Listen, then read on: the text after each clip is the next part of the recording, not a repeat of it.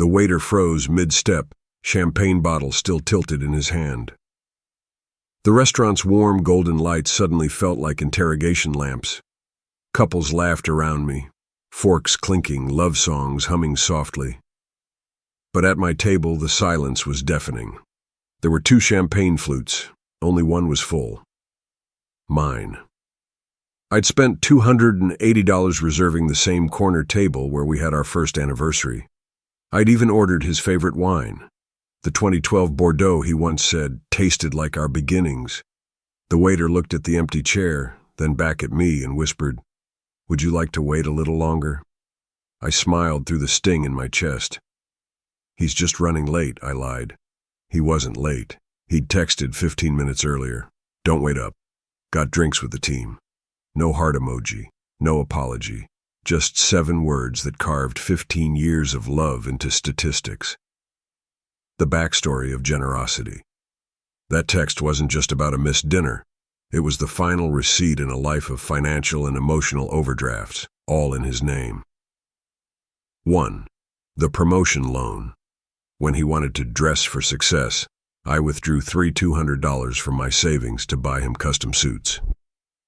"An investment in our future," he said. I wore the same 2 office blouses for 3 years straight. 2. The startup dream. When his business just needed a push, I cashed out my $2,500 fixed deposit. He promised I'd be CFO someday. The company folded in 8 months. He blamed the economy. I blamed myself. 3. The family rescue. When his mother needed surgery, I swiped my credit card for $7,140. He said, "You're such a good wife. My family's lucky to have you." I didn't realize my family didn't include me. 4. The house that wasn't mine. I put $22,000 into the down payment of a home that was legally under his name. "It's just easier for taxes," he said. Later, I found out he'd added his sister as a co-owner. I wasn't even on the paperwork. 5. The anniversary that broke me. This dinner, $180 for a set menu, $60 for a red dress I bought online, $90 for a babysitter so I could look like someone worth showing up for. And still, the seat across from me stayed empty. The emotional wound. I sat there staring at that chair, and something inside me cracked. Not loud, just a small, silent fracture. The kind that hurts worse because it doesn't bleed. How did I become so replaceable? I'd built his dreams, carried his debts, smiled through his excuses. And yet, here I was, celebrating an anniversary with a ghost. When the waiter returned, he asked softly, "Should I clear the second plate?" I whispered, "No, leave it. Maybe he'll come." He didn't. The turning point. An hour passed. My phone buzzed again. A new message. Not from him. From his assistant, Lisa. "Ma'am, sorry if this is awkward, but I saw Mr. Kapoor having dinner at the Ivy with someone. Thought you should know." The Ivy. 2 blocks away. The restaurant we used to call our place. My heart started pounding. My hands trembled. The room swam. I grabbed my purse, left $320 in cash on the table, the bill, the tip, and what felt like my dignity. Outside, rain poured like someone up there was angry for me. I stood across the street from the Ivy, hidden behind an umbrella. There he was, laughing, toasting, holding another woman's hand. Her nails were red. Mine were chipped. Her laugh was free. Mine was dying in my throat. That was the night I stopped being his wife and started being his mirror, the one that reflected what he'd done. I didn't storm in. I didn't scream. I just took out my phone, snapped one photo, one undeniable truth. And that was the first time in years I didn't shake.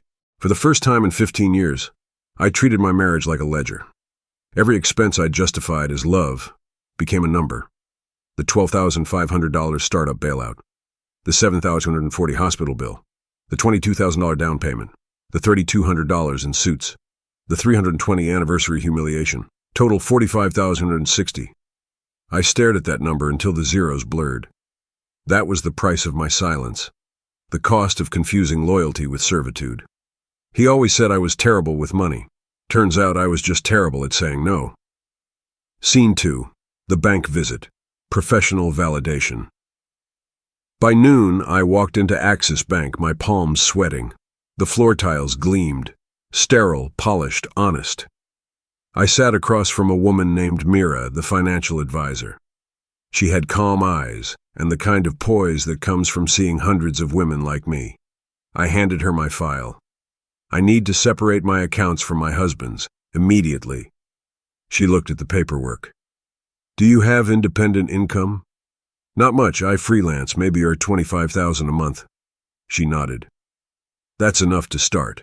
It's not about how much, it's about control. Control. That word hit like caffeine. As she spoke about joint accounts, automatic transfers, and beneficiary names, I realized something horrifying. Every paycheck I'd ever deposited went into his account. Every card I used had his name first. Every loan, even my car, was co-signed by him. I wasn't just emotionally erased. I was financially erased too. Mira helped me open a new savings account, my name only. When she slid the papers across, she said quietly, "This is how freedom starts, with a signature." I signed, and for the first time in years, my hand didn't Scene tremble. 3. The confrontation call. That evening, his name flashed on my phone. Rahul. I almost didn't answer. Almost. But then, curiosity won. "Where the hell were you last night?" he barked. "At our anniversary dinner," I said evenly. He laughed, sharp, defensive. "You're so dramatic, Priya. You always turn small things into soap operas." "Small things?" I asked. "Like you having dinner with your assistant?" Silence. Then that oily voice again, calm, weaponized. "You're mistaken. She's just helping me with a project. Maybe you should see someone, Priya. You've been unstable lately." That word, unstable. It was the gaslighter's favorite grenade, dressed as concern. I took a breath and said the one thing he didn't expect.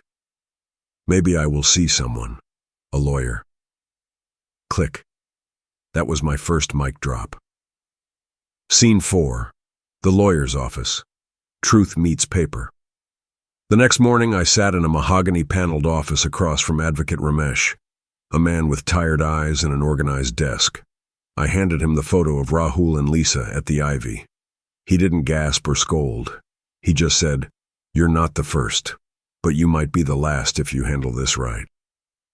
We went through my accounts. My signature appeared on every major transaction, but ownership, always his. Ramesh made notes. House deed, her funds, not on title. Business loan, her collateral, his benefit. Marriage, legally binding, financially one-sided. He looked up. "Mrs. Kapoor, do you have proof of all these transfers? Receipts, bank statements, messages, everything." "Good. Keep them safe, and stop telling him what you're doing." He slid a card across the desk. Women's Financial Recovery Network. "Call them. They'll help you trace and protect assets he's been hiding." I left with a folder full of paper and a spine made of steel. Scene 5. The ally. A friend who saw it. 2 on my way home, I stopped by Neha's apartment, my oldest friend. When she opened the door, she took one look at me and said, "He did something, didn't he?" I told her everything. The restaurant, the assistant, the lawyer. She didn't pity me. She just nodded and said, "Good. About time you stopped saving him. You've been paying his tuition and manipulation for years." We laughed bitterly. She poured wine. We made a list of what I'd reclaim. 1. My name on every document. 2. My savings. 3. My self-respect. 4. My silence, only when I choose it. Then she looked at me and said something that lodged deep in my chest. He trained you to believe you owe him peace. You don't. That line, that was the first time I believed I wasn't crazy. Scene 6. The symbolic act, reclaiming the mirror. 2 days later, I did something small, almost ridiculous. I went to a salon. It had been 4 years since I'd last gone without asking, "Is it okay if I spend this much?" The stylist asked what I wanted. I said, "Something that doesn't look like his wife." She smiled. "Then let's start with the color." As she worked, I watched my reflection shift. Strands of dark hair turning chestnut, dull eyes finding light. By the end, the woman in the mirror wasn't sad. She was awake.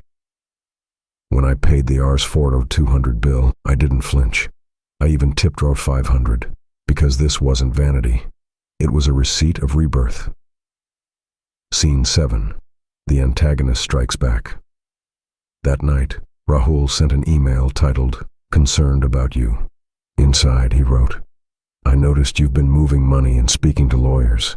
This isn't like you, Priya. You're overreacting. Maybe take a break from work. You've been so emotional lately. It worries me." He CC'd his sister, the co-owner of our house. My blood went cold. This wasn't concern. It was surveillance. He wanted a paper trail of concerned husband emails, evidence to later claim I was irrational. But this time, I didn't delete it. I archived it, labeled it Gaslight Evidence, Folder 1. When you start keeping receipts, they stop calling you crazy. That night, I slept peacefully for the first time in years. It started with a phone call from my mother-in-law. Her voice was syrupy sweet but sharp underneath. "Priya, beta, Rahul says you've been unstable lately. Are you sure you're taking your medication?" Medication? I hadn't taken anything stronger than paracetamol in months. He'd started the smear campaign, a quiet whisper strategy, painting me as emotional, paranoid, unfit, and it was brilliant in a twisted way. He wasn't yelling or threatening. He was concerned. That's how abusers keep their halo intact while setting you on fire. I replied calmly, "Auntie, please ask him how his assistant Lisa is doing. Maybe she can bring my next dose." Click. Scene 2. The spy game. Within days, strange things started happening. My work laptop wouldn't connect to Wi-Fi.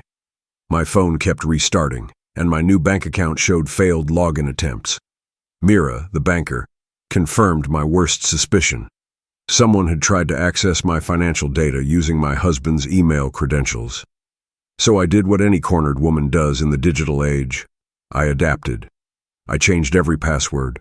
I bought a new SIM card. And I created a second email under my maiden name, Priya Mehta. That felt good. Mine. Scene 3. The lawyer's counterpunch. Advocate Ramesh was calm as ever when I brought him the news. He adjusted his glasses, scanned the screenshots, and said, "Good, he's panicking. When narcissists lose control, they start leaving evidence." We filed a legal notice, formal, sharp, undeniable. Section 498A, cruelty, 406, criminal breach of trust, and 420, cheating. Ramesh explained gently, "This isn't revenge, Mrs. Kapoor. It's documentation.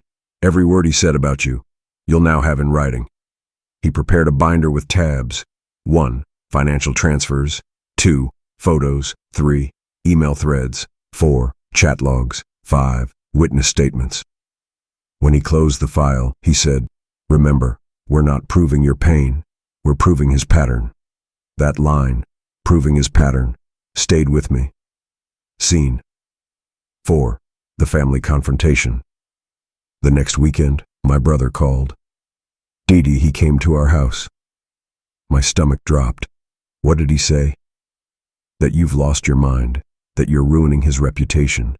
He showed some fake screenshots too, messages you never sent. He'd faked text messages. He was trying to rewrite reality.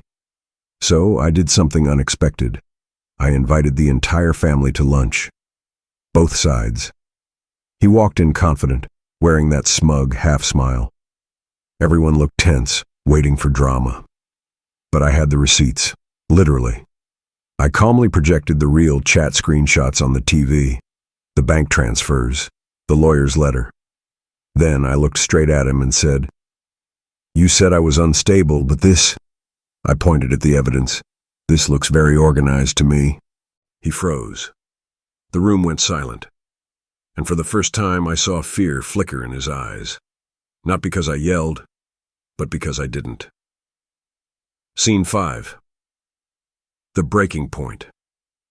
That night he came home, quiet, tight-jawed. I knew the storm was coming. He cornered me in the kitchen, voice low and venomous. "You think you can embarrass me like that? You'll regret it." "No," I said softly. "You will, because I'm done protecting your image." He slammed his fist on the counter, but I didn't flinch. Instead, I took my phone, hit record, and said, "Say that again, Rahul, slowly." He froze. Then, for the first time in our marriage, he backed away. That recording became the final piece of evidence Ramesh needed. Scene 6. The courtroom. 6 months later, I sat in a small courtroom wearing a plain cotton sari. No makeup, no dramatics. He arrived in a crisp blazer, flanked by his lawyer and his assistant. Yes, her. The judge listened to both sides. His lawyer painted me as hysterical, manipulative, financially dependent. Then Ramesh stood up, slow, steady, lethal. "My client is not hysterical, Your Honor. She simply documented everything." He placed the thick binder on the table with a satisfying thud. Exhibit A through F. Transfers, messages, voice recordings, and independent witness statements. The courtroom shifted. Rahul's confidence cracked. And when the judge looked at him and asked, "Do you deny your voice in this recording?" he went pale. He couldn't. The gavel came down. The judge ordered a temporary injunction on joint assets and a restraining order until final settlement. Scene 7. The emotional fallout. When I walked out of the courtroom, I didn't feel victorious. I felt hollow. Because freedom doesn't feel like fireworks. It feels like exhaustion with no one left to apologize to. I went home, made tea, and for the first time in 15 years, turned off my phone. Just silence. And in that silence, I realized something profound. He hadn't just taken money, years, or peace. He'd taken narrative. But now, it was mine again. That's what the months after the court case felt like. Clarity. No rage, no tears. Just stillness. Like standing after a storm and realizing the house is gone, but you're still breathing. Scene 1. Learning to live alone. My first morning alone, I made breakfast. 1 cup of chai, 1 slice of toast. It felt strange not to pour a second cup. I sat on the balcony and watched the city wake up. For 15 years, my mornings had revolved around him. His meetings, his moods, his coffee temperature. Now, I was relearning something I'd forgotten. What I like. I started small. I repainted the walls pale yellow. I threw out his fancy coffee machine and bought a simple kettle. I planted a money plant near the window because it thrives even when ignored. Each act was mundane but symbolic. Like I was whispering to myself, "You exist, you matter, you can choose." Scene 2. Writing as healing. One night, I opened my old laptop, the one he'd mocked as a hobby machine. I began typing everything that had happened, not as a legal record, but as truth. At first, it came out messy, emotional, raw. Then, slowly, it became structured, like a testimony. Not against him, but for me. I wrote for weeks. By the end, I had 60 pages, a memoir titled Receipts of a Marriage. It wasn't perfect, but it was honest. And for the first time in years, I slept deeply. Scene 3. Reclaiming the past. When my old college friend Shreya invited me to a women's storytelling event, I almost said no. Then I thought, maybe this is what freedom looks like. Saying yes to something that scares you. I went. The theme was what I wish I'd said. When it was my turn, I stood on stage, knees shaking, voice trembling, and I told my story. Not the dramatic version, the ordinary cruelty of it. How love became an audit. How silence became currency. How I paid for someone else's ego in monthly installments. When I finished, the room was silent. Then, applause. Not polite, real, raw. One woman came up after and said, "You said everything I never could." That night I realized my pain was never wasted. It was just waiting for translation. Scene 4, the new chapter. A few months later, I received an email from a small publishing house. They'd read my piece online and wanted to adapt it into a column. Auntie Knows, letters on love, money, and boundaries. It started as weekly essays, practical advice, heartfelt stories, quiet rage. Within months, thousands of women started writing back. Widows, divorcees, daughters, housewives, all with the same opening line. "Auntie, how did you do it?" That's when I realized this was my purpose. Not revenge, not pity, but voice. Scene 5, the message from him. Then one evening, an email appeared in my inbox. Subject, "Congratulations." It was from him. I hesitated, then opened it. "I read your article. You've really turned this into a performance, haven't you? Anyway, I'm glad you're happy. Let's put the past behind us."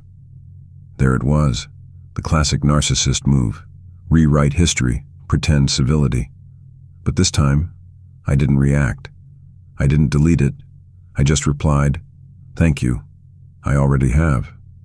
Then I blocked him. No anger, no drama, just closure. Quiet, complete. Scene 6. The full circle. Months later, I was invited to speak at a seminar on women's financial independence. I walked onto the stage in a simple blue sari.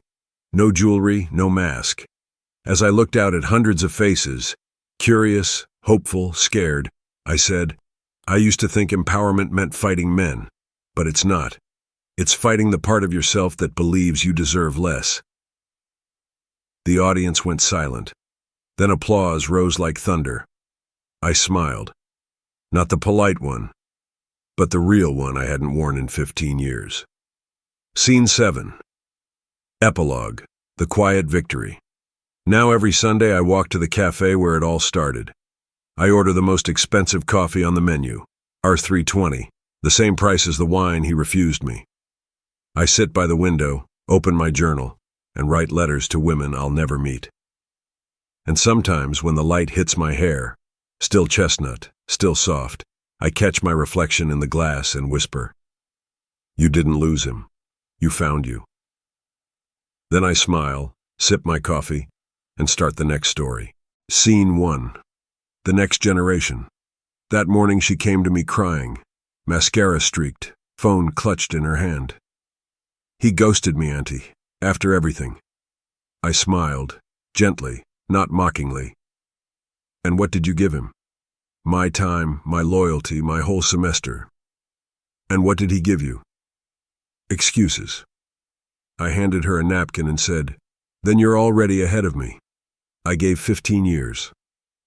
She laughed through her tears. Then, serious again, she asked, "How did you stop loving him?"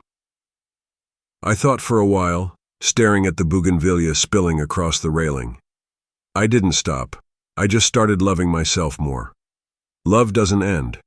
It just changes direction. Scene 2. Auntie's stories over time.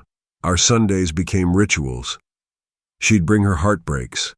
I'd bring my old notebooks. And together, we'd write letters. Not to the men who hurt us, but to the women we used to be. That became my series, Letters from Auntie, the YouTube version of my healing journal. Each episode started with, "When I was your age," I mistook control for care. Don't make my mistake. Millions watched, not because I was wise, but because I was honest. Because Auntie wasn't some saint. She was just a woman who survived her own silence and learned to speak without apology. Scene 3. The unexpected visit. One afternoon, I received a message from Lisa, the assistant. Yes, her. She wanted to meet. Against all logic, I agreed.